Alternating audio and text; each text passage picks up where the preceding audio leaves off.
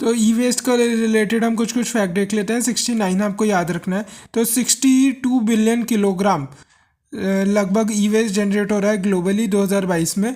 अब और इंडिया क्या है, third largest e waste generator है। लगभग 4 बिलियन किलोग्राम मतलब 4100 मिलियन किलोग्राम जनरेट हुआ ई वेस्ट। ये चाइना और यूएसए इंडिया से आगे हैं ई वेस्ट जनरेट करने में।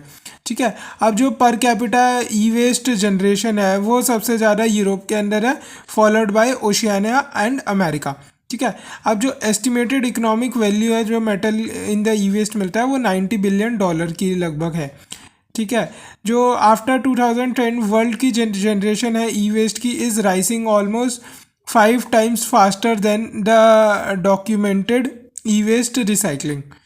अब जो कलेक्शन एंड रिसाइकलिंग देख लेते हैं, लगभग 1/5 दैट इज़ 20% से थोड़ा ज़्यादा फॉर्मली कलेक्ट एंड रिसाइकल हो रहा है अंदर जो दुनिया में, और 1% of the REM demand is met by e waste recycling.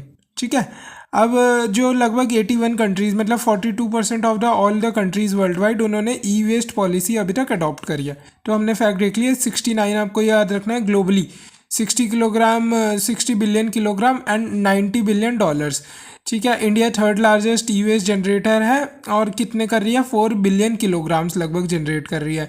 और हमने देख लिया पर कैपिटा में यूरोप सबसे आगे है, देन ओशियानिया एंड अमेरिका, और उसके टर्म्स में टोटल टर्म्स में US, China US and India. ठीक है, तो ये हमने पढ़ लिया ई वेस्ट के फैक्ट्स।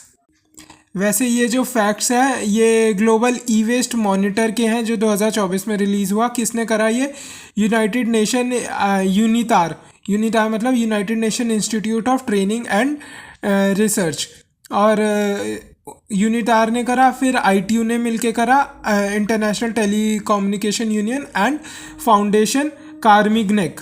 अगर ये सोर्सेज याद नहीं रहते हैं तो फिर हम कोई भी जनरल सोर्स लिख देंगे कि उसके ये फैक्ट्स हैं। ठीक है, यूनैप वगैरह लिख सकते हैं हम।